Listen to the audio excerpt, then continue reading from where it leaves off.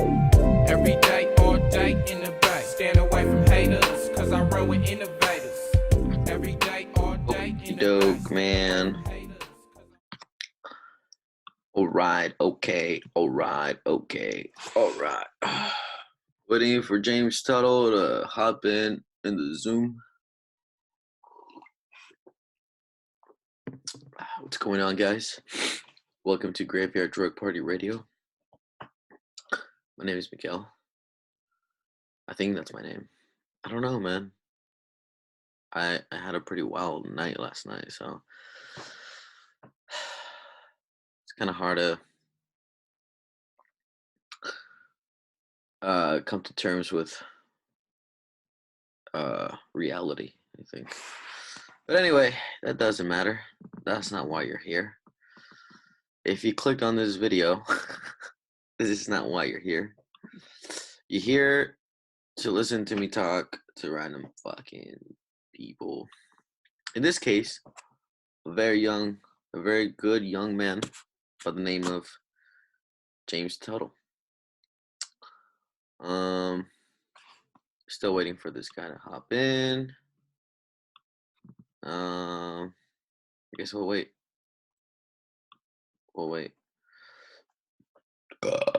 In the meantime, maybe I can play some tunes, I guess. I can play some tunes. Let's see.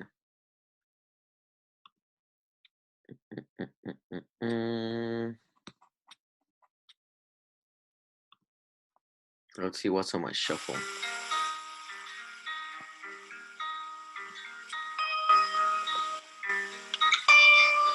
El gato que está triste y azul. Interesting. I don't think I fucking have this on the time. Oh, yes, I know it's Qué alegría, jugando a la guerra, noche y día, saltando una verja, verte a ti, y así, en tus ojos, algo nuevo descubrir. All right. James is on the Zoom. What up, James? Can you hear me? Check. Testicles. Testing. 1, 2, 3. Can you hear me? I can't hear you.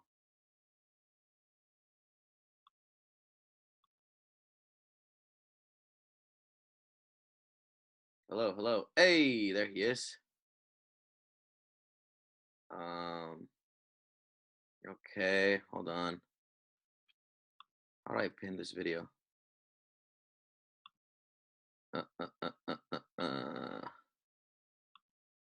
There it is. Okay. Can you hear me? Here we go. Can you hear me now? Yes. What did you do? Because that happened last time with Rudy Deanda and it didn't work. So there's a mute thing. Like on the bottom, there's like a mute. I had to turn on video and audio. Oh, okay. So that was on your side. You had to figure that shit out.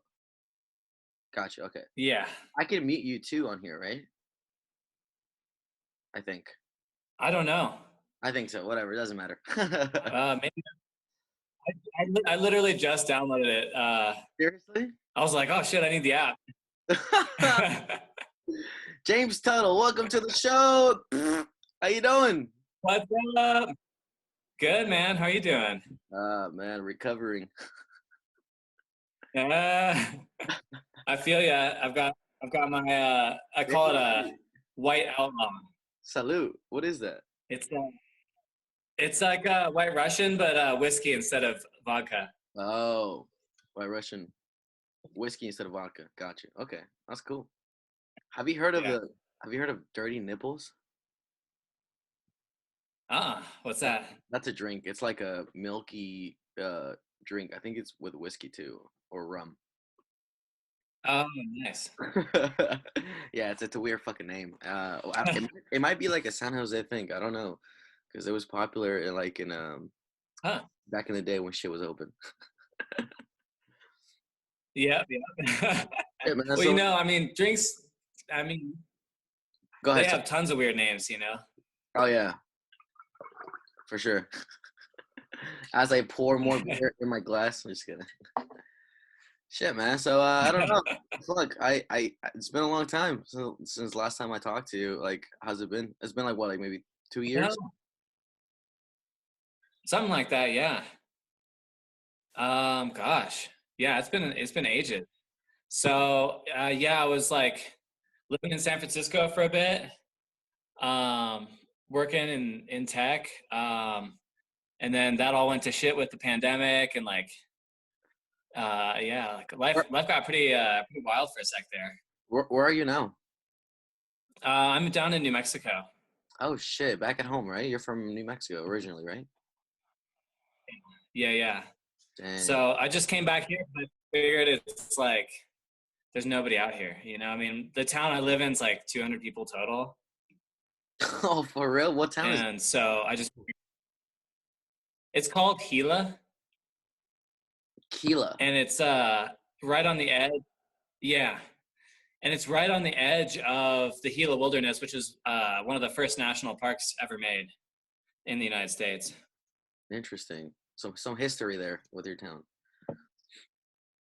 Wow. Yeah, I mean, there's tons of history here. Like a lot of Native American history and things like that, and a lot of wars were fought in this area, and like Billy the Kid, his first dishwashing job was in Silver City, which is like 40 minutes away. Wow. That's crazy. What were you doing Yeah. in tech, like in the Bay? What kind of tech jobs were you doing? I was doing a recruiting coordinator job at Yelp. So I did that for about 6 months before I got laid off because of the fucking pandemic. Yeah, I feel it, man. Um, So have you been unemployed right now? Like, how do you making money? Like, I'm sorry if I don't like that's a little too personal, but like, how are you? I don't know. That's like, how is anybody fucking making money nowadays? That's a big question. Yeah, money is made from the unemployment. At least hopefully it'll continue. We'll see. I don't know. There's so much like craziness going on with unemployment right now, with like all the people getting like their accounts frozen, and like I'm not sure if mine was frozen or not. Like there's some sort of thing where I had to like redo it, and then I read that I didn't have to redo it. I don't know. It's ridiculous. Oh I mean, their system is just terrible. Like you'd think that like the government would have like the best shit, like the best systems, because we pay them so much, Right. But no, the money, some other shit, No, for sure. I'm going through that myself because I had to like my job, I guess, laid me off or whatever. Like I went through COVID or whatever. Yeah. But, yeah, it's hard to get through the EDD or talk to a real live person or even check on your status before you get approved or whatever. Yeah, I think the website and even calling is like there's so much shit I don't know, I'm confused about, and like there's no like really clearness like how to address like the issues I'm having, and like it's fucking irritating because I'm still like I'm waiting for a fucking paycheck, dude. Yeah. Yeah, that's crazy. Yeah, it's a real pain. Yeah. I mean, this is definitely really historic times, and like it's just nuts. Luckily, New Mexico is pretty cheap to live here too, so there's that, which helps. Who are you staying with? Are you like your parents' house or?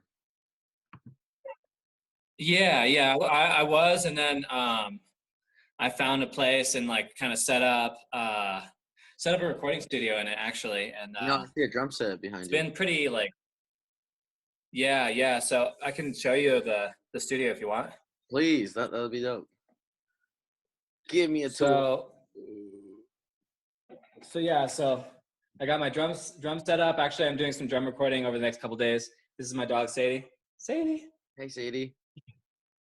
Yeah, and I got a synthesizer, and I've just got a fuckload of keys and stuff like that. Oh, that's a nice view. Wait, go back to that view again.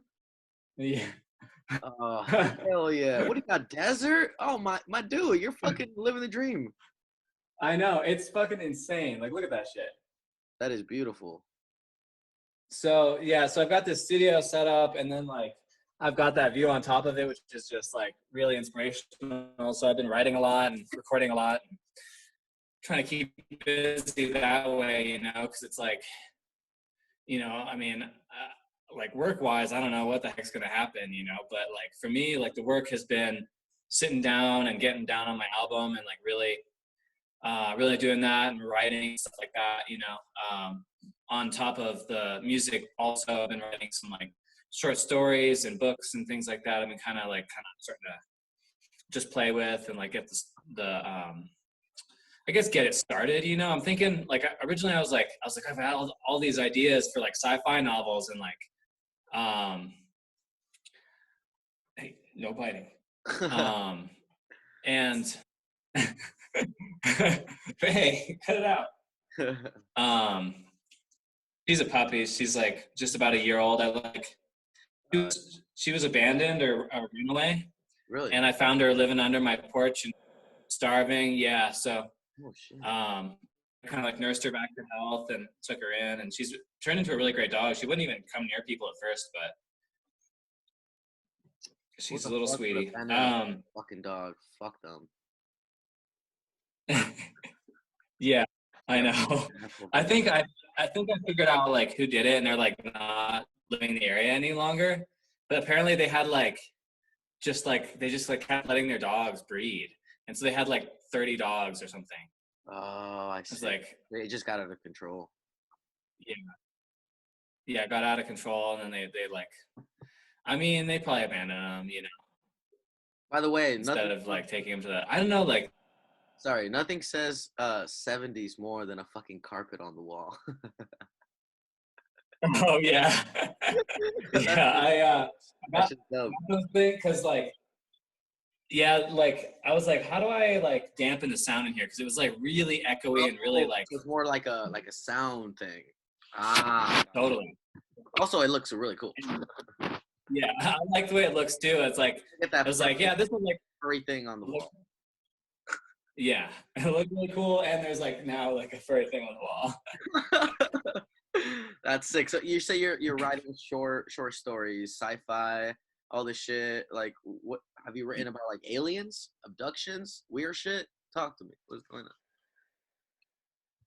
So the main story that I'm writing, and this one actually might be a book, is like this essentially sort of like man as the villain in it. Unlike most stories where like we're like fighting aliens and we win, it's like it's more like mankind was like the bane of the universe and started in a different planet, more centrally located in the universe, and like destroyed that planet and then started to spread out, and like all the other like beings of the universe were like in line with kind of like peace and love and like the general like, hey, stop it, sit, good girl, lay,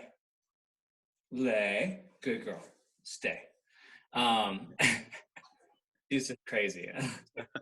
And so like we started to like spread out from planet to planet. We were just like essentially like creating like genocide, like with all these different species across their planets and taking their resources. And so there's this one species of aliens who were originally like us, but then kind of were able to align themselves with kind of like the peace, love vibe of the universe and God and all that kind of stuff. If you want to put it in those terms, that's kind of where I'm going at, is like peace and love is kind of that eminent vibe. And so they essentially had enough power to like wrangle us in. And so they did, and they took us away from the center of the universe, which is resource abundant and where we were able to just like create weapons of just like terrible destruction, and subjugated us to Earth, which is at the edge of the universe with pretty much none of that. And so a lot of the species doesn't even know that because it's like ancient history, like billions of years old. Yeah. And then what happens is it's kind of like a coming of age story with this kid and his dad. and mom and stuff like that. And the species is also like both sexes, so it's really tricky to write because it's like, how do I say it? It's like, oh yeah, like dad and mom, but also like they're kind of both. Yeah. But the kid is learning, like basically they get put on an assignment, and the kid's like pissed because he has to leave his friends in this like really sick world. And so they're going, and like the story is really going to be about explaining the history of mankind to this kid, and how it's the aliens' responsibility to like bring mankind into the fold of peace and love and like acceptance and understanding, that kind of stuff. And like to allow us to be able to like hear the vibe, which is, the vibe is essentially like God or whatever, and like feel that energy course through us. And then once we achieve that, then we'll be allowed to be within the universe again. But then I think kind of like where the story's going to go is like, the kid is going to be there, but he's also like she, I don't know how to describe it, right? Because it's both. But I'm kind of coming up with like terminology, like alien terminology for it. That's interesting. So Not like what you come up with. Yeah. And so but the kid's gonna like rebel and like become human to try to like make it happen faster, because he's like wants to get back to his friends back on his planet. So he like figures that he can alter the circumstances, and like I think there's gonna be like time travel and stuff like that integrated in there as well. That's so sick. Have you thought of like, oh, well, you're not finished yet, it sounds like, but are you planning on like publishing it somewhere, or like how do you plan on going about that? Well, I'm thinking I might try to self-publish, or we'll see. There's like there's some publishers that my family knows, and maybe I'll be able to make a connection there once I'm finished. And yeah, that's dope. but like self-publishing, sorry, go ahead. well, people can do that nowadays, with the internet and stuff like that. I've read of people doing self-publishing, then it really is just about getting the word out. Yeah, well, my friend, she wrote a book, and I don't know how she did it, but it seems fairly like it looks easy, I guess. Like I'm sure like you have to like put some effort into it, but she got her book on Amazon, which I think is pretty cool. Although I'm kind of against the whole Amazon thing, but I feel like it's very like people can access it really easily. So that means like you want to put your work out there and like make it easily accessible for people. So I feel like if she did it, you could do it. It's I don't know. She has her book on Amazon. You can order it and all that bullshit. So that's pretty fucking dope. That you can, we have the fucking technology or like the freedom to do that. So that's dope. Yeah. Can't wait to fucking hear. That's more. cool. I'd love to make the connection with your friends. I can kind of just like talk to her and like figure out how she did that. Yeah. Her name is Lisa. She wrote like an empowerment book about it's kind of like I guess like it's more poetry, I think, more philosophy and poetry. I've been trying to get her on the podcast, but it seems like she's busy or she doesn't like me. Yeah. But like just kidding. But she's writing about like philosophy, poetry, and like empowerment for like I feel I get a sense that it's more like a feminist kind of book, empowering women and the power you have as a woman. I think that's what it is. I don't know, I haven't read it, but from the context around it, it seems like it's an empowerment book for meant for the audience of like female in nature or whatever. But yeah, I'll fucking definitely link you up with her and see where you go with that. I wanted to ask you, you're in New Mexico. How far is Roswell's the site from you? It's like 5 or 6 hours. Oh, so it's like a drive. Yeah.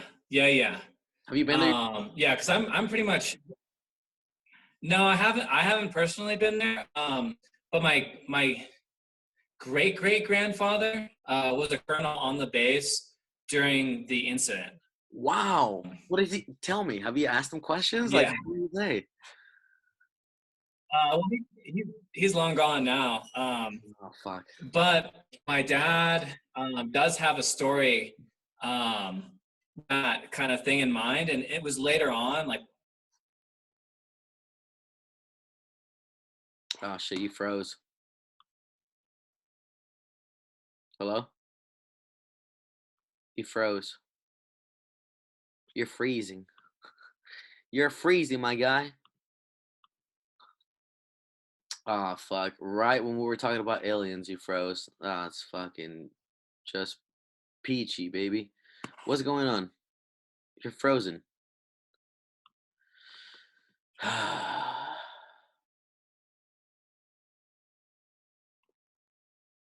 going on?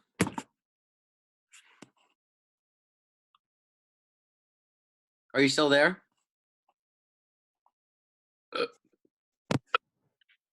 What's up? Yeah, sorry, the app crashed. It's okay. It's okay. I was just like, I was thinking like, what a perfect time to just cut off right when we're talking about aliens and shit. I know. Yeah, so he worked at Wright-Patterson Air Force Base, and he pointed out to this air hangar, and it had 4 dudes, one on each corner with a machine gun without proper authorization, or you will be shot. And he said to my dad, lowered tone, he's like, "That's where they're keeping it." I think it's it or them. I can't remember exactly. But you know, and so my dad asked, of course, naturally curious, "What do you mean?" And he said, "Well, you'll find out when you're older." Mm.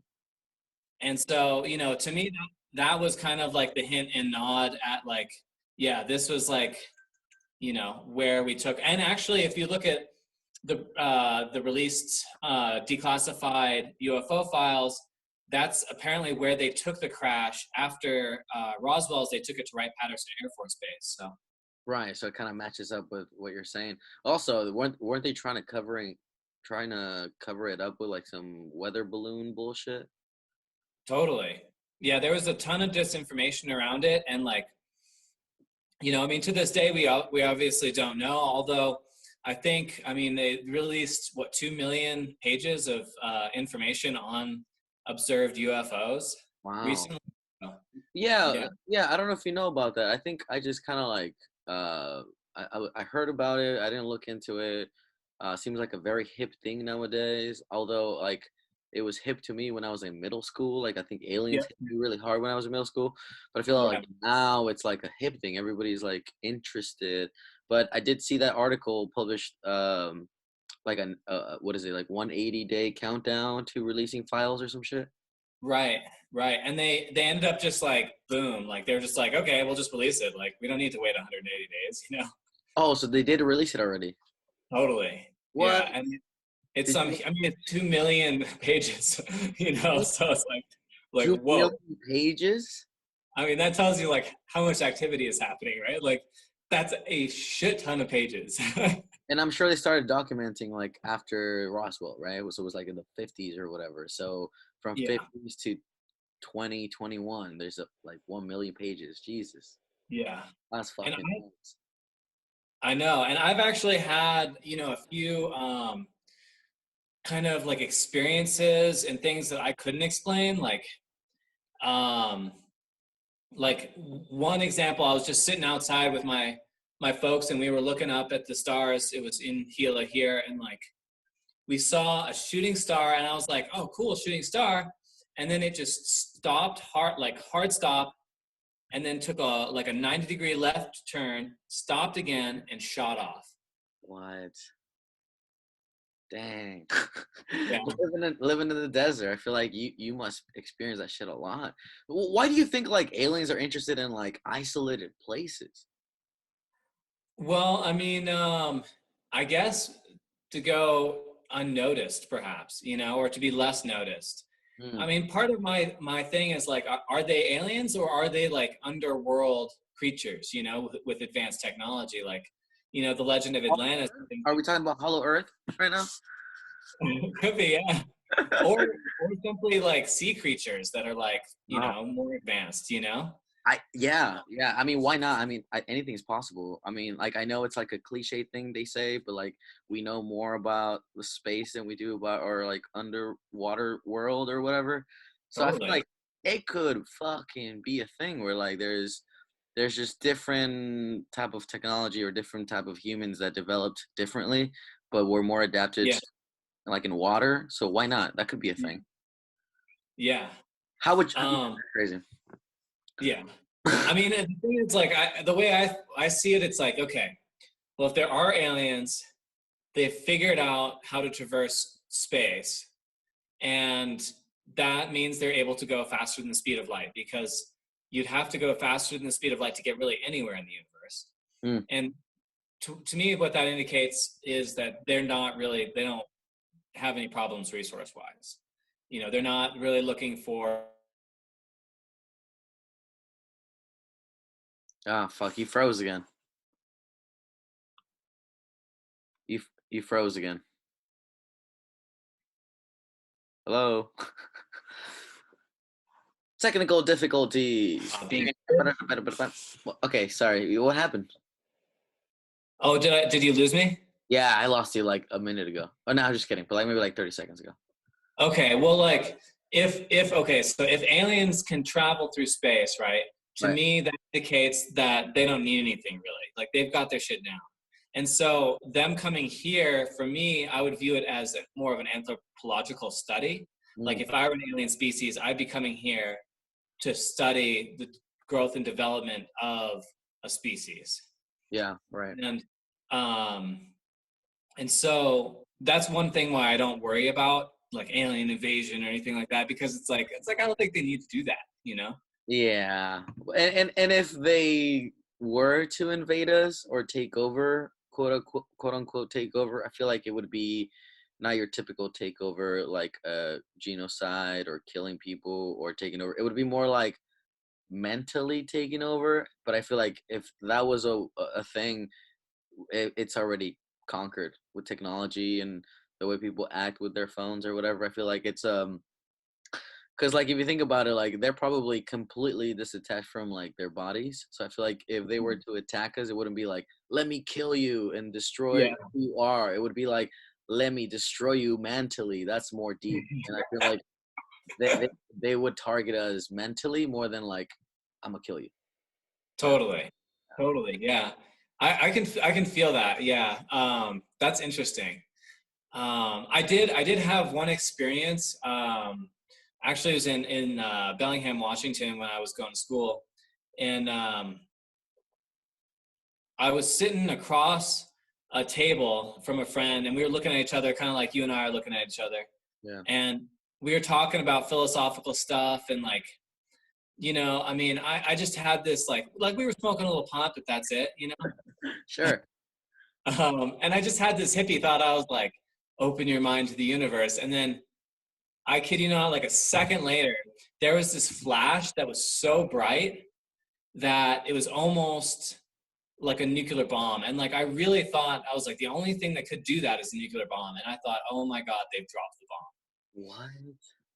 And then my vision cleared, and there was this ball of white light about the size, like a bit bigger than a basketball, maybe like a beach ball, you know, kind of like that, of white light just sitting in between my friend and I. And it was opaque. And then it just zoomed around my friend and went through the window as if it weren't there. Like it just went through a solid wall / window. And I thought I'd lost my mind. And my friend was also looking like, what the fuck? And so I was like, did you just see that? And he's like, the ball of light? He saw it as blue. I saw it as white. But like, and I was like, yeah, what the heck was that? And like, were they other varieties other than weed, or was it just weed? It was just weed. Wow. So I mean, I've smoked till I almost dropped. You don't get those hallucinations. Like that was real. And you like for real don't get like mutual hallucinations, you know? Yeah. Like maybe if it was like DMT or something, or like LSD, I mean, you know, even with LSD, you'd have to take a shitload, and like other things would be happening beyond just that, you know? Right. Same with any other psychedelic. That's a crazy thing because my uncle experienced somewhat what you experienced, but he called it a ball of fire. A ball of fire. He was like brushing his teeth in the bathroom, and he saw just a ball of fire go from the room to the living room, just cruising, just like a fucking, I guess, yeah, just cruising like a fucking orb of like light.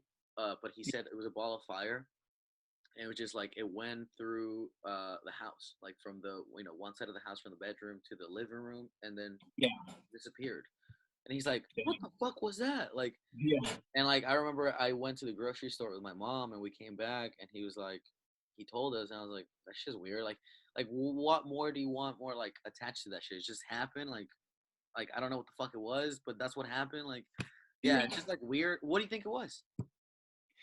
Well, I mean, there's a couple like things that I've looked into, and there's a couple explanations. One, which is the like worldly phenomena of ball lightning, and I rule that one out because ball lightning generally leaves like there's like a warmth that comes off of it, and there was no warmth that came off of this light. It was cold. It wasn't cold, but it was just, it didn't have any sort of like effect on the atmosphere in the room. And then there's the second one, which is called Foo Fighters, which is where the band got their name, actually. Oh, interesting. Okay, I didn't know that. Yeah, and these balls of light, they will like follow jet fighter pilots, and the pilots will like try to maneuver with them, but they're way faster and just like way trickier. And they're pretty well documented, and I think that's probably what it was. Now, as to what explanation that could be, I mean, it could be anything. Like, I've also read about like astral projection, and like in part of astral projection is creating this ball of light that is you, and then you can zoom around and go see people and things and whatever. So it might have been that too. It might have just been a person astral projecting into that moment in time, which is like, why would they choose that? You know, like why would they choose to come check us out? I don't know. Yeah, well, I got like two theories with that. Like, if it's astral projection, there was only like one ball. Like you experienced it with your buddy, so I guess logically would be two balls then, or whatever. Right. Or maybe it was just one ball with you two kind of involved with it. But another thing I was kind of wondering, like, or maybe speculating, that it might be some sort of like like another dimensions equivalent of a drone, where like they just send like a ball to like to like see people. That's and like cool. it's just like light around it, but like the light, whatever the light touches, it feeds back. Yeah. But like you get the I don't know, I guess whatever the light touches, it sends back as a signal. It just kind of reads you. So I think it could be like I don't know, like some sort of like a camera drone or some shit. Yeah. Like, it's sent out there. Because I don't know, God knows how many fucking dimensions there is. Maybe we are like in the most physical, but like there's must be other sort of like energies that are just like sentient and like they fucking know what's going on, but like there's no way of them traveling to this dimension, so they send like orbs to check it out or something. I don't know. Well, what's going on in that dimension? Yeah. They're fucking killing each other. Well, fucking dummies. Right? Yeah, they didn't get our last message. Thou shalt not kill. What do you know what triggered the orb? Like, did you say? Do you remember like a specific sentence or like a thing you said right before you put up? Right before it happened, I had a thought, which is really like I was like, at the time I was like a pretty punk rock kid and not really a hippie yet, you know. But I had this thought. I was like, open your mind to the universe, and then boom, like that. It was like, it was there. And like, the weird thing was like, I never saw it again, but my friend, he was with his friend and his friend didn't believe him. And then they were visited by another one. Wow. Yeah. So that was another kind of like wild thing. And like, my friend though, like he couldn't handle it. His like mind couldn't handle it. He like ended up. I mean, maybe he was predisposed to this anyways, but he ended up having like a psychotic break and like, Wow. yeah, he ended up like kind of. I think he was diagnosed with schizophrenia and like had to go on medication and stuff like that. I think he's okay now, but yeah, it was pretty rough for a while living with him, and You it was were kind of living scary. with him. What was that? You were living with him? Yeah, he was my roommate. So like when you guys talked about that happening, did he have like a theory behind it, why it happened, how it happened? He thought it was aliens, and then he like felt like they were watching him all the time, and then that's when things kind of started to really devolve. It kind of triggered whatever he had like brewing Yeah, and up in yeah, his dome. That's fucking crazy, bro. yeah. That's wild, man. Shit. Um, yeah, any other experiences with aliens? Or like any weird Um, I'm trying to think about any other like. I mean, the only other stuff that I've really experienced was like I think those are the only two real like UFO phenomenons right. um, that I've seen that were unexplainable. Like Hmm. I did see these lights. They were kind of like orange and they kind of like danced in the sky, but they could have been balloons, Hmm. like weather balloons or whatever. Right. And like the sun could have just been reflecting off of them because I did see those several times out here. But I've had a few like paranormal experiences, like I used to get night terrors, and I'd wake up and there would be like I'd just be like I couldn't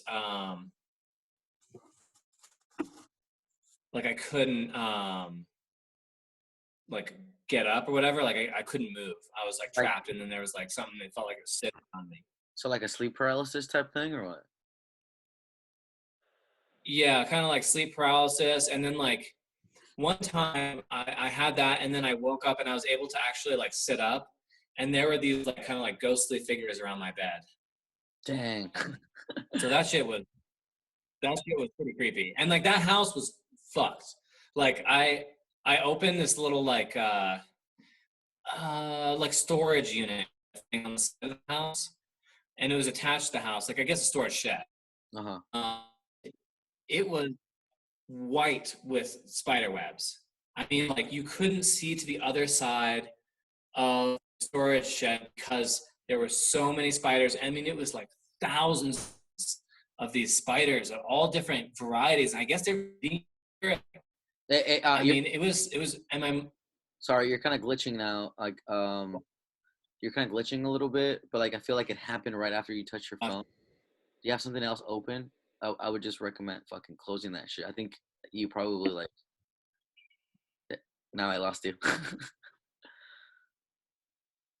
Okay, I closed all the other apps on my phone. Now it's clear. I had Oh Now shit. it's clear. Okay, so the storage shed had just like ridiculous amounts, it's like thousands of spiders. Like the webs were so thick that you couldn't see to the end of the shed. Like it was all spider webs. Wow. And my mom and dad, it was like, really, guys? Like I was so scared. And What, so what, what I figured out was I took a where, poll. where was this house? Like in New Mexico still, or? No, this was in Washington. Oh, okay.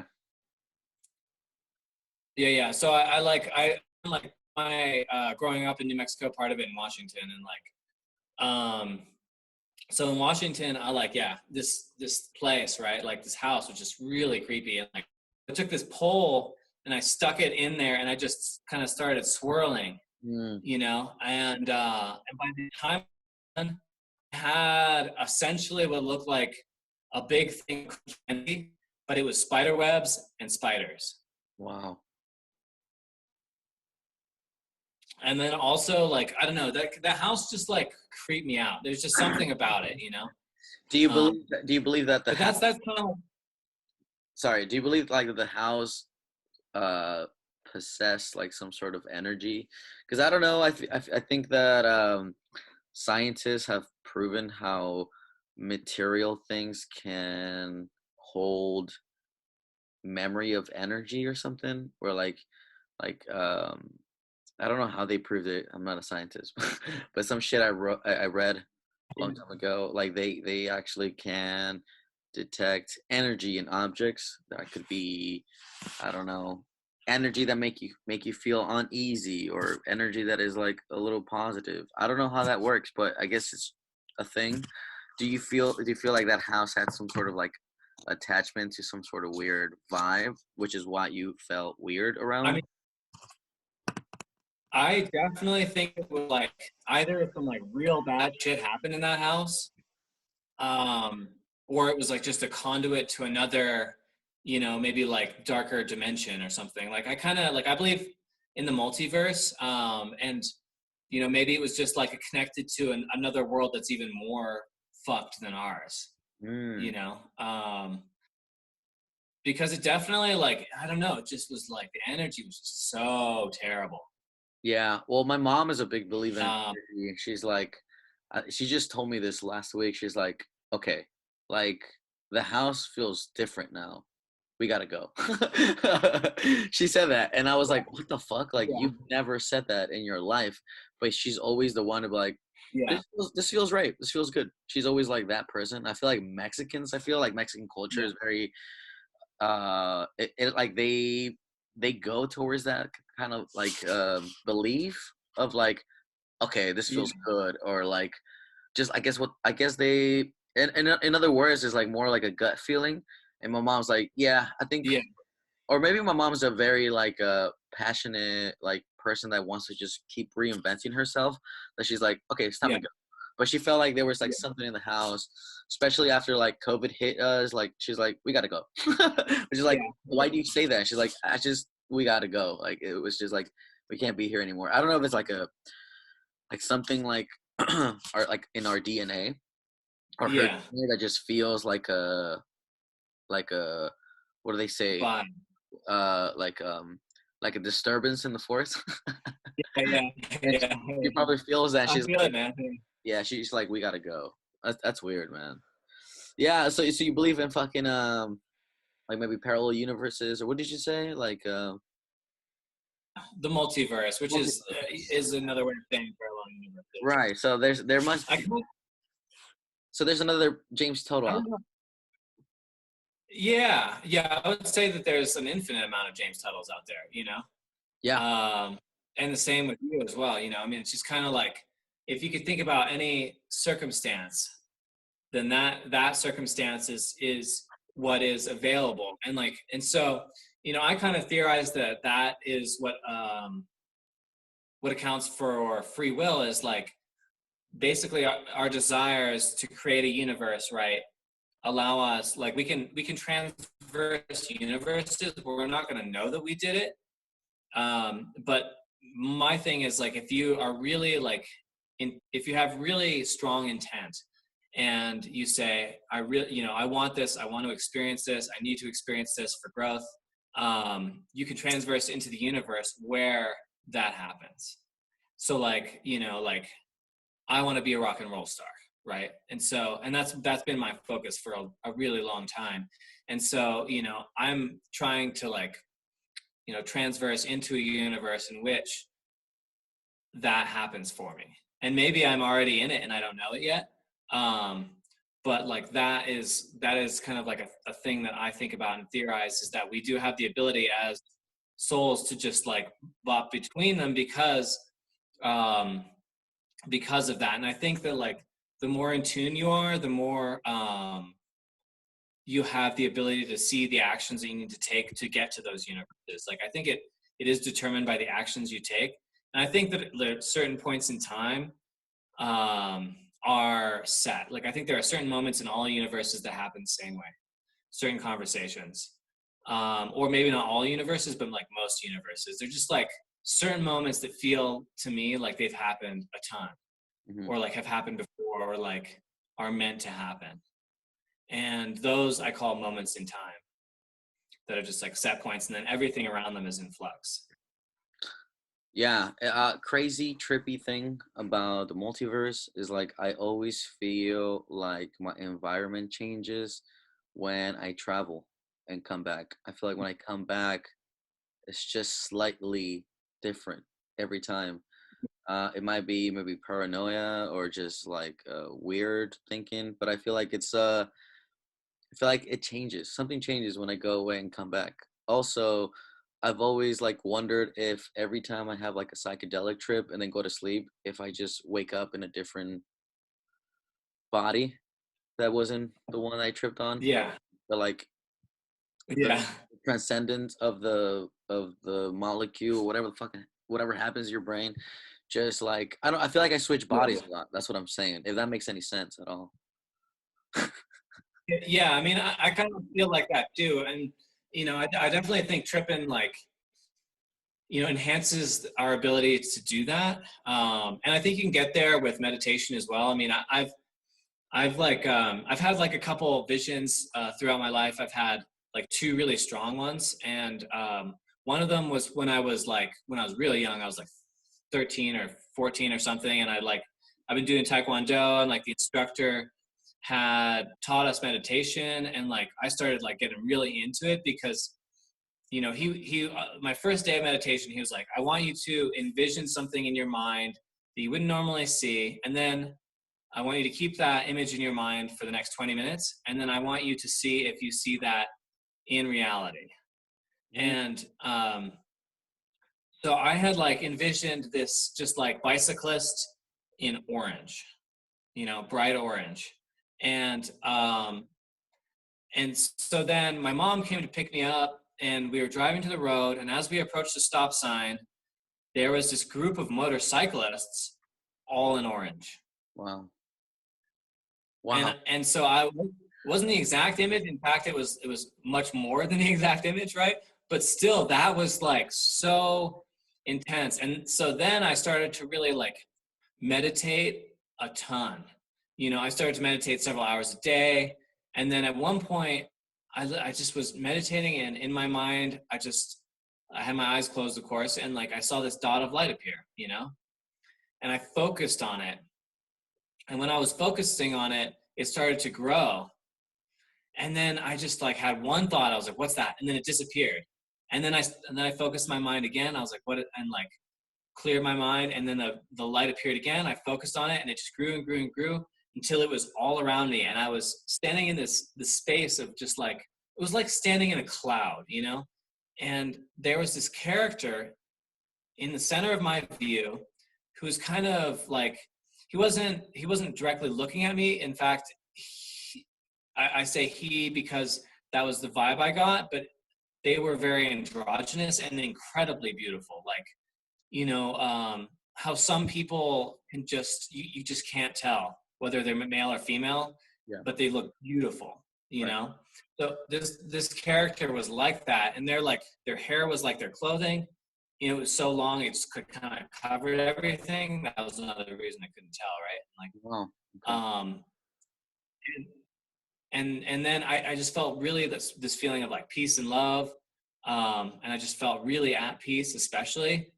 And then something like kind of like grabbed me, and it felt like it had claws, and like it tore me out of that space.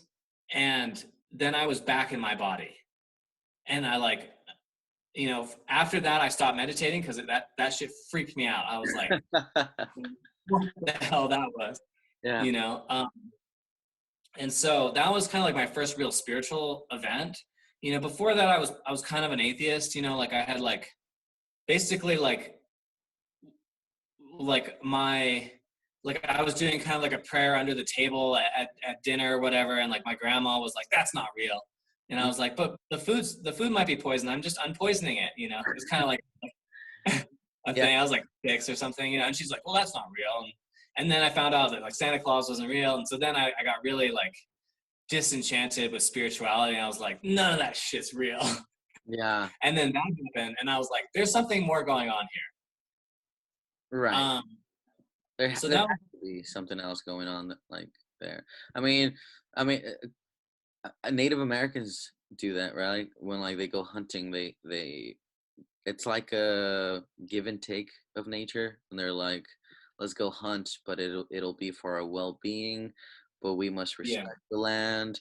We need to do a prayer, like a ritual almost, like respecting the animal that we're eating that is giving us life in a way. So like we must Yeah. respect that and not just take it for like don't look at it all like a savage, just like have Yeah. respect to it, because I feel like they do that because they probably know that there's some sort of like uh overall like ever like knowing or whatever like energy that like Yeah. is aware. So like if the fact that you're aware of its awareness, it's aware of you, and maybe there's some good feedback that comes to Yeah. you, especially like with eating, because like there's a lot of, I don't know, memory in the meat. There's a lot of it's just another world when you eat it. So like you want to make sure it's good for you. I don't know, because like a lot of people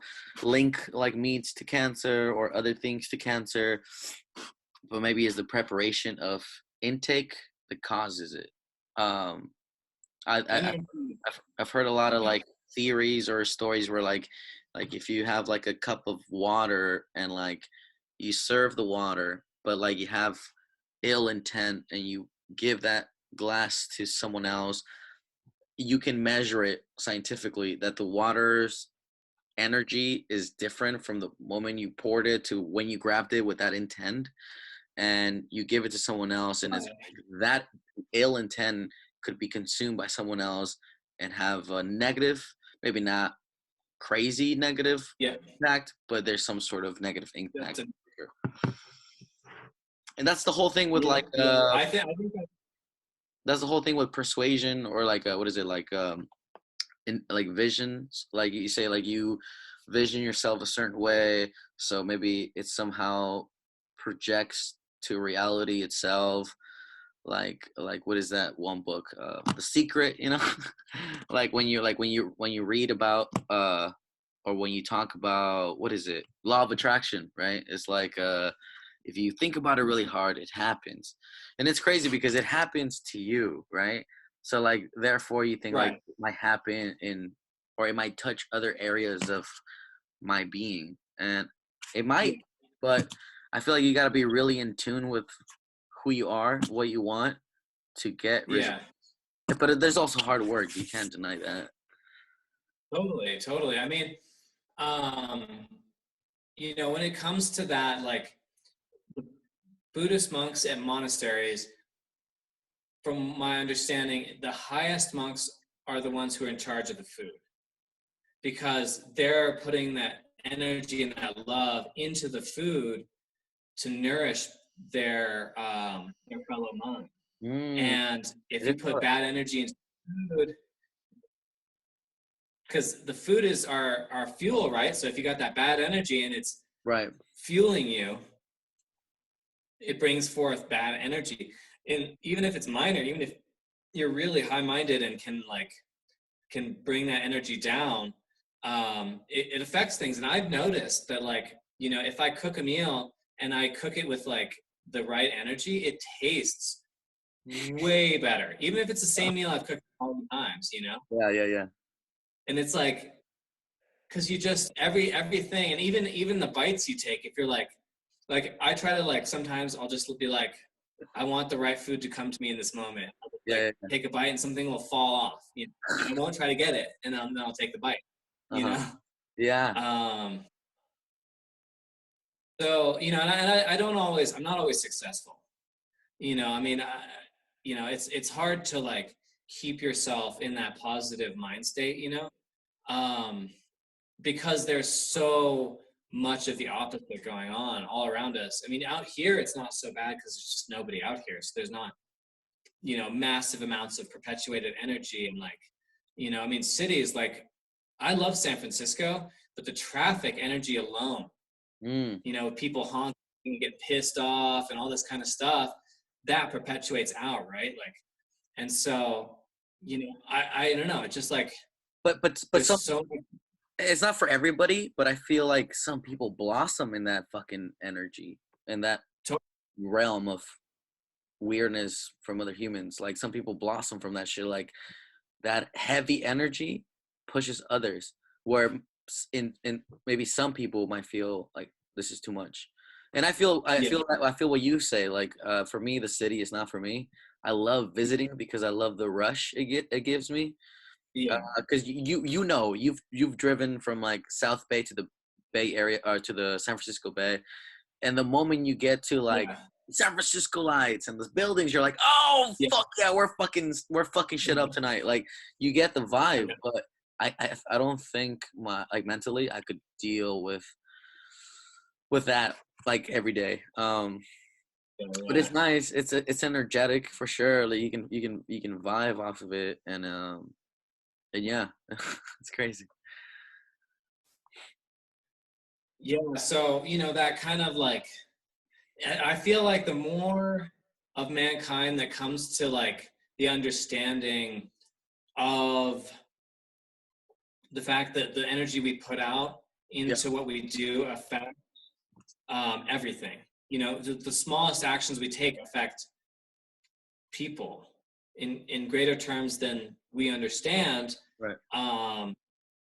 The more so we can try to refocus our thoughts into the positivity end of things, and the more harmonious mankind's existence will become if we can manage that. And I think that eventually, I think it's an eventuality. I think that if mankind survives long enough, we will eventually get to that, and or we'll do the opposite, So there's definitely like the push and pull of that energy. And like, but I think that ultimately we're heading in the right direction. I just think that like, if you compare now to the Middle Ages or the Dark Ages, the energies now and the amount of people that understand the way things work is so much more vast than it ever has been in mankind's history. Yeah. And I totally understand the law of attractions too. Like it amazes me to see how I'll change my mindset, and then all of a sudden I'll be meeting people with that mindset. Mm-hmm. Like, like take dating for an example. I was like staunch monogamy, monogamous relationships for a long time. And then I just got fed up with it. I mean, I had 2 long-term relationships that just slowly just devolved, and the love just slowly withered away. And I didn't understand why. And so like part of my thinking was, I was like, I think monogamy is part of the problem, it's part of the system. I think the entire system is built essentially to perpetuate bad energy and misery for the benefit of the few, so that the few can live these insane lives while the many are left to live, not insane lives. Yeah. So let's see, where was I going with this? Oh, well, so I changed my mindset because I was essentially like, I want to change my energies in a way where I do not participate in the system. My efforts are to alter it towards the opposite of what it is. And so what? No more relationships? What is it? What are you saying? No more relationships? No more. Right. So I started to think free love, fucking summer of '69. Yeah. But a little bit more evolved. Like, sure. I mean that mindset didn't work that great back then. No. But nowadays there's a mindset of polyamory. AIDS. If you believe that was human made or naturally made, whatever. Right. There's like you can go fucking. The spectrum is very, what is it, broad or big or yeah, I don't know, it's crazy. Right. Yeah. And so I started to just think along the lines of polyamory. I was like, well, maybe that's the thing. And like, I didn't really put on dating sites that I was polyamorous, and like, I ended up meeting people randomly. Like, I met this chick on a train, and she was great. She was awesome. And she was in line with that thinking too. She was thinking about like how polyamory was like something that she wanted to try, and she was just starting out with that kind of thing as well. And so like had these shared experiences, and so that law of attraction brought us together in that moment. And not only that, but like she gave me this book called Ishmael, which really altered my life. Like it really gave me something to think about. I'd highly recommend it. Is that a Bible verse or no? Ishmael is a book. It has a lot of like biblical references, but it's actually kind of like a counter interpretation and a more intellectual interpretation of the Bible. And it's the story basically is this teacher and this student, and they're debating kind of the history of mankind and how we can survive and evolve and go beyond it. And so, you know, like one thing they point out was that like Adam and Eve, right? The definition of Adam is man. The definition of Eve is life. And so the sort of like allegory of Adam and Eve is actually mankind being tempted by life. And so yeah, I've always thought the Bible was more symbolic than literal. Yeah. And that's the way it's supposed to be interpreted, right? Like if you think about etheric, it's also like filtered through like many years of what is it called, like translating it revision 1,000 times through different languages, so who knows what we're getting. Right, exactly. Like something like, I mean, it's like playing a game of phone tag for 2,000 years, you know? Yeah. Maybe a little less variance than that, but there's enough where things get altered, you know? Sure. But the book itself is like I said, I highly recommend it because it talks about the system, and it kind of like shows where mankind is doomed. Like if we don't change like certain aspects of our society, we're doomed. And so it kind of like talks about saving the world, which is something that I was thinking about pretty intensely during that time period, and so would she. And like I met a bunch of other people that were along that same mindset. And I didn't meet those people until I started thinking about non-monogamy. Yeah. So that is an interesting example of that. And I've just had like tons of different examples. I mean, naturally, like the way that I dress and stuff like that is going to attract characters of similar mindsets because like I look like a tripper, you know, I look like someone who's into existentialism, you know? Right. And so you're living in the desert. I'm gonna fucking short stories. That's fucking amazing. Yeah. And like even out here, that's the crazy thing is like even in a town of 200 people, I've met people with similar mindsets, you know, and people in Silver City with similar mindsets, you know. I mean, it's something that I find really fascinating, you know. And I hardly ever meet anyone of the opposite mindset, you know what I mean? Like I hardly ever meet conservative people or have conversations with conservative people. And I think, I mean, in part, it's got to be like my look, you know, kind of repels that kind of person, I guess. But I find that really interesting too, you know. It's a crazy I guess it's relative because you could see it as who you are, how you look like attracts people, or it could be just like destiny or whatever. So like I don't know, like. Like I was a big fan of Buckethead growing up, guitarist. Yeah. You know, do you know who that is? Oh yeah, definitely.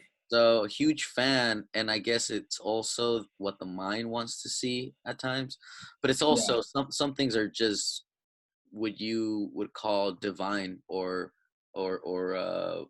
being just like being on the, I guess like a confirmation of you're on the right track, because I was very inspired by Buckethead, and then one time I took a Caltrain, which I just remember from you saying your story with the girl you met. I got on the Caltrain to San Francisco, from Sunnyvale to San Francisco with my sister, and I felt lucky enough to be seated next to two like maybe 30-year-old guys talking about Buckethead, and like this guy knew about Buckethead and met him, and they said they had a conversation about spirituality, human nature, like are we living in a simulation? Right. Bucket had said that he thinks like we might be in a simulation, and he thinks at the time, I don't know if he thinks that same thing still, but the guy was saying that Bucket, it was like, oftentimes I think that if I just shoot myself, everything will just end because this is what I have projected. So in a way, it was like a very like almost crazy schizophrenic kind of look on life. But who's to say that's not true? That's the fucking insanity of it all. Because you don't know unless you go. Sometimes I feel like a character in a video game. Oh yeah. You know, like I'm a like this life is a storyline in a video game, right? Yeah. And like there's some like kids in the future who are playing me, you know? Like sometimes I feel like that shit, you know? Or we think of God, so this is just a video game for them, you know? And our lives are just that. And like, I don't know, that to me, I don't know, it's weird. Like I'll be walking my dog sometimes and I'll just be like, this just feels like a video game. Like, yeah, that's why a lot of people say DMT feels more real than real life. Because like right. I think real life is more like in a way programmed. Because I feel sometimes like this just gonna go either way. So like it's already like predestined. Like there's this really interesting app that you can download. It's called Randonautica. I don't know if you heard of it. So No. you download it and then you punch in your coordinates or where you live, the city you live, or whatever. Basically allowing the app to know your location, your precise location. And so it's basically like the app was made behind the whole we live in a simulation theory, right? So what it does is basically it gives you, or it allows you to go off intent. So it says, okay, so what do you want? Is it positive vibes or negative vibes or creepy, scary, or love? And then you punch in what you think, what you want to experience, and then the app randomly generates coordinates around you, and then you go there.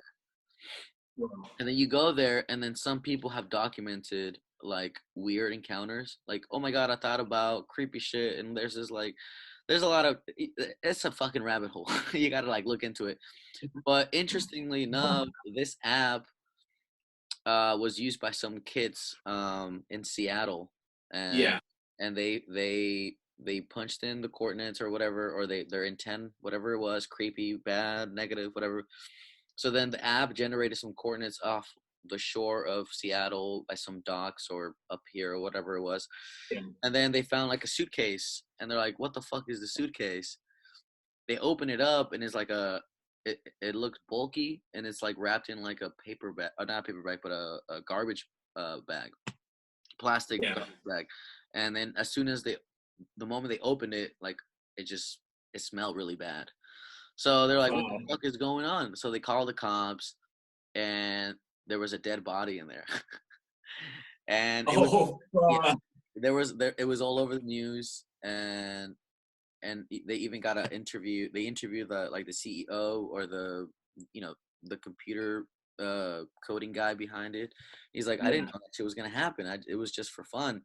But yeah, it's crazy. I guess sometimes intent fucking just works. I don't know. That's just I mean, I don't know. I'm not digging too deep in it, but there's just some things you can't explain that are like, why did they happen? But yeah, these is real, and you can look it up, and it's mind puzzling. It's like, how did that shit happen? Well, I mean, one thing I've struggled with, and maybe it's just because like, I grew up with Harry Potter or whatever, is it's like this world like straight up doesn't have physical magic that I've seen.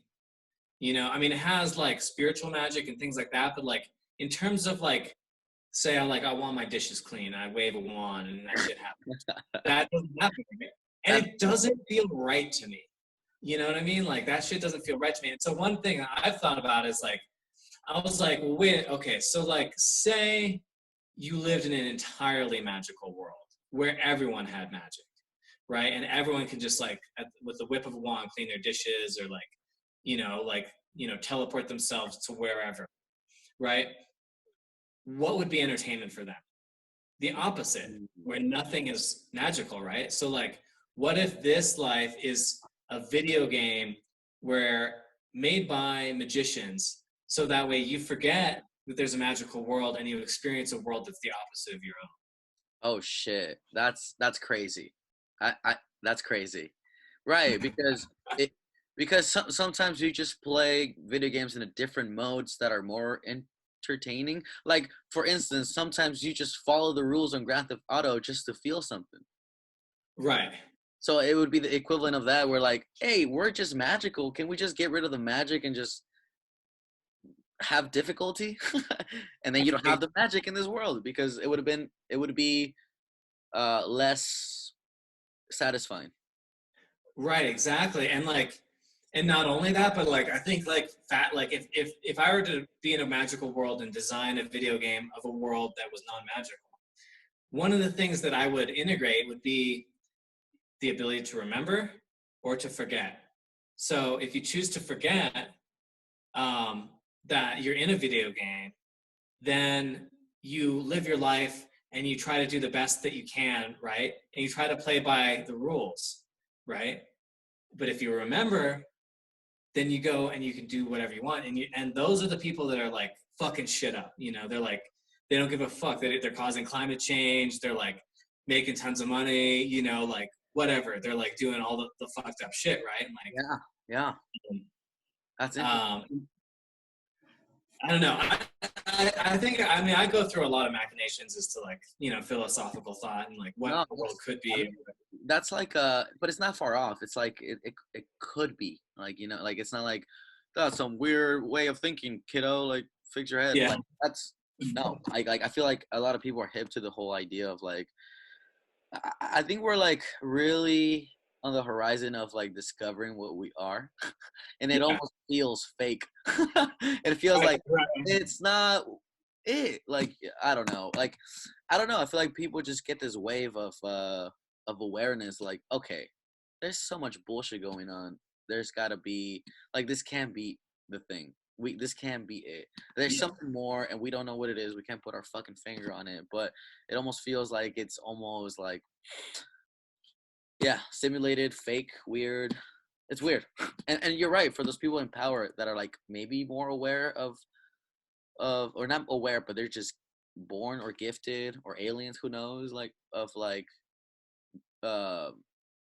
knowing that this is really not it, but is like a way of like manipulating people.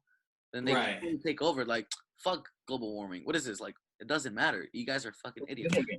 And not saying that I don't believe in global warming, but that could be the theory. I'm not caring because not caring is knowing almost. Right. And so the thing is like, like if it were a video game and those substantial amount of people were just like not caring, right? Because they knew it was just a video game, then well, that explains a lot too. Or if they just think the way that like maybe I think and like take it a lot more seriously, and like their actions are just like based upon that, or like, there's of course like the religion factor too, where you grow up and like you're like the world will be renewed, right? Like that's a thing in religion. It's like, oh yeah, and it's like, well, what if that's true? And one thing I've thought about is like, what if we're in like a time loop, right? It's like, yeah, the earth will be renewed because we're in a time loop. And we're supposed to figure out how to move forward without the world ending and the world getting renewed. Like the world shouldn't have to be renewed, but we're in this time loop until we figure that out. That was another kind of like thought I had over the last couple months. Right. I mean, when you think all the time, right, you start thinking about all this stuff.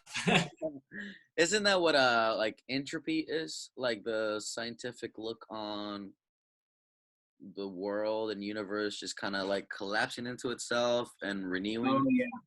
Like right, totally.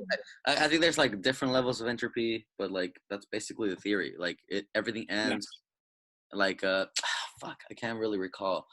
But but that I think that's the main like gist of it. It's like ending, renewing, and like that's basically Big Bang. It started, it'll end, or our sun will blow up, or give out fucking solar waves or whatever, killing the universe, but it'll find a new day or whatever. Yeah, the thing is, like, I think I read this article that physicists have discovered, some sort of indication that there was a universe prior to our universe. So that kind of goes along with that kind of entropy, theory, which is interesting to me. And the question is like, okay, when does that happen? Right. Is that going to happen like next year, or like 10 years from now, 100,000 years from now, 1,000,000 years from now? Right. I think the more interesting question would be like, who decides it's done? Right. Yeah. Who says it's over? Like, and how do you know it's over? Like, it's just crazy. One thing I wanted to fucking bring up, I know we were talking about law of attraction, was I remember, I don't know if you big fan of Jim Carrey. Oh yeah. Yeah, he was on the Oprah show when he was, I don't know, in his early 20s. Yeah. And he mentions, I don't know if you're aware, like if you know this story, but like he had like a fake check that he wrote out to himself, Jim Carrey, for what is it, $1 million, I think it was, for right. And he just had that fucking fake check in his wallet for the longest time, even before he got or he got a good break on on his career, and ended up on Dumb and Dumber, which brought him the $1 million. And he had this fucking beat up just paper in his wallet for the longest time, just like one day I'll be making this type of money one day. And of course, along with that, he also worked really hard towards his dreams and goals. But it was like a law of attraction, like thing where like he would like see the check and just remember. And I think he mentions like going up and like seeing the whole like Hollywood fancy side of town and saying like, I'm gonna be there one day. Like I'm basically manifesting his dreams and goals. And then soon enough, he got booked or hired for the Dumb and Dumber movie, and then he ended up making $1 million. So he's like, I fucking did it, So it was like, it was that whole thing like behind law, like attracting what you want, constantly reminding yourself that maybe you're worth something, or you're worth that, or that you can achieve what you put in front of you. Like if I feel like if you can conceive it in your mind, you could do it. Like I know it sounds very like corny almost, but I feel like if you can think about it, it could happen. Which also brings me to another thing. Like I don't know, I think South Park did it, which is also like it was a parody of reality, or crazy way of thinking. But at the time when I see it, I didn't know. But the whole Imagination Land episode spoke really big to me, because they would get on this like hot air balloon, and they would travel to Imagination Land, where all the things that people had thought of had been manifested into like tangible things. So many people thought about man bear pig, which is a popular meme nowadays. But the man bear pig was something conceived in somebody's mind, and was, I guess, magically appeared or manifested itself in Imagination Land, which I think to some degree, I believe in the realm of imagination. Like there's like another dimension that we don't know, we can tap into. Some can, and some have like really good antennas that can like pick up that dimension and maybe get some brilliant ideas. But there's a dimension out there where everybody's thoughts just go to there. I feel like, I don't know, this might be crazy or outlandish idea, but like I feel like people's imaginations, they all go somewhere, and they're stored there. But like for the people that are hungry enough, just like they want it, like they could channel their little fucking brains into like a dimension we don't know, but those are living things almost. Yeah. So know, Like I went like on a fucking huge rant, a bunch of different no, shit. it's great. Okay, I just want to mention a few things. So I started recording my dreams recently, like with my phone. I kind of want to get something else that doesn't have light that I can record my dreams with, because I kind of wake up too fast to really get them down. But they're pretty fucking funny because I'm like half awake and I kind of sound drunk. Like, oh, dream. You know. But one of the things, it's funny they mentioned Oprah, is like a dream I had like just a couple of days ago was like this dream that like my friends and I were like going down and we were gonna like make an offering to this lake goddess, and the lake goddess who popped up was Oprah. Lake goddess. Yeah. Very Yeah. for a dream. Isn't that funny? And like, I don't know, like dreams are like really fascinating. Like I have to say, and like one thing that to touch on a few points in what you said was like, our imaginations, right? Like that law of attraction. It goes beyond that. There's this phenomena where we'll have a thought, like one person will have a thought or create an invention, and someone on the other side of the world will invent the same thing at the exact same time, or have the same scientific principle pop into their mind at the same time, right? Right. And so I think we're much more connected than we're able to detect currently with our scientific methods. I think within maybe 10 years, we'll be able to be much further along in that. I mean, there's this this yogi, Paramahansa Yogananda, who are you familiar with him? It sounds very familiar. I'm not like I might. Yeah. So he started. I mean, he pretty much started like the yoga practice in America, and he really brought spiritualism from the East to the West. And he wrote this book, and like in it, he talked about like kind of his predictions about how science will be able to prove the existence of God and prove 70s yogi or what? Long time ago, right? Longer than that. I think I can't remember like when he died, but like one of the things that was really weird about how he died was he like went to like a stage and was like, and he like looked at the audience and he says, "Do not mourn. It is my time to pass, and I will be going on to the next dimension." And he died, and his body did not decay for several weeks. The coroners couldn't explain it. They're like, "We've never seen anything like this. This guy's not decaying. His body is like, it's still there, like not rotting at all." And so, and one of the things he said. Lost you. Hello? I lost you. I can't hear you. I lost you. Yo, I can't hear you. Technical difficulties. We'll be right back. Hello? Can't hear you. Can't see you. You froze in time, my guy.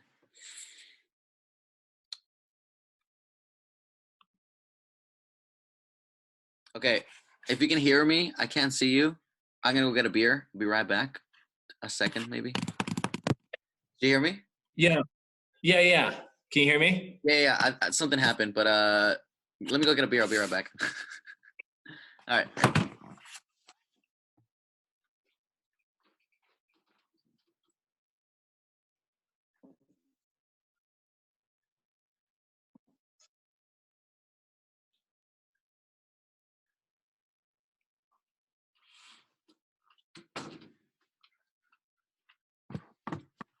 It's Modelo time. Okay, so you were saying about the yogi. He said his last words before dying, he didn't decay for weeks, and then you cut him. So basically, he said that like the scientific method would prove the existence of God, and we would figure out the afterlife and that kind of stuff. But yeah, so that to me is something that's really fascinating. I view him as like a philosophical influence for sure. And, I gave up meditation for a long time, but I kind of started doing that again recently. And it definitely feels like really beneficial for me and like grounding my spirit and stuff like that. Because for a while I was getting too far out there, just like letting my thoughts and like my theories kind of like rule over the way that I felt, which was like intense. It was like, how do I deal with like if I am a character in a video game, like how do you deal with that? Right. But meditation helped ground me and kind of like be like, well, if that's the case, it's just the case. Yeah, I tried meditation for the longest time in high school. For some reason, well, not for some reason, I had like a crazy trip um, in high school that led to a lot of anxiety.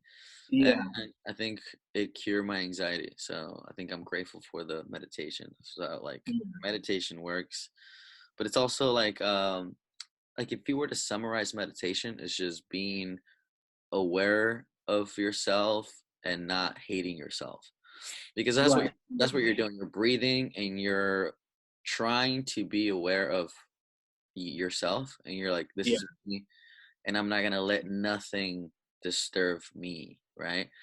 And also included in not letting anybody disturb you is also your thoughts. So you're like, I'm not letting my thoughts disturb me. So you're just like, it's I think in summary, meditation is just like being okay with who you are, uh, Yeah. and like allowing yourself to just be what it is. Yeah. And then you get there by practicing uh breathing exercises that make you slow down your fucking thinking, because sometimes you overthink too much. That like that overthinking is toxic to your body, so you're thinking all these negative things and negative, just it's negative. Every time you think is negative. It's not always like, a lot of people have it, most don't, where like it's that confidence, like I'm a fucking dude, I'm fucking great. And some people have that. Some people have it but are fucking pretending they have it. So Right. like with meditation, it's just like that reassurance that you don't give anybody explanations. You don't even give yourself explanations. You just let it be. Like fucking relax, bro. This is life. Yeah. It's not meant to be hard. There's a lot of things in society that make you think it should be hard, and you got to overcome certain things. But in reality, you really don't. I don't. Is this weird? Uh, introspective like outlook of life. Like it's a mirror almost. Like stop tripping, bro. You got to tell yourself that. And then I think that's what meditation is for. I feel like that's what did for me in high school, which is why now I don't give a shit about anything. Like, yeah, dude, I've been through it all, man. Like, yeah, high school was tough for me, but Yeah, I feel you there, man. I don't know, like, yeah, like high school was like, I just was kind of a lone wolf, like I went through some shit in middle school and like one lost my back. friend group, you know, and I lived in a small town and they were like really unaccepting of anyone from who was out, who didn't like basically like have grandparents who lived there. Mm. Um, and so like I had a hard time like hooking in with any group, and like the people I did hang out with were older than me because like like I was.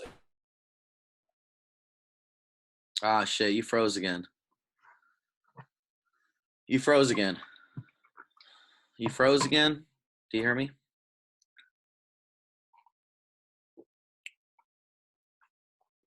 You froze again. I can't hear you. You froze again. How about you?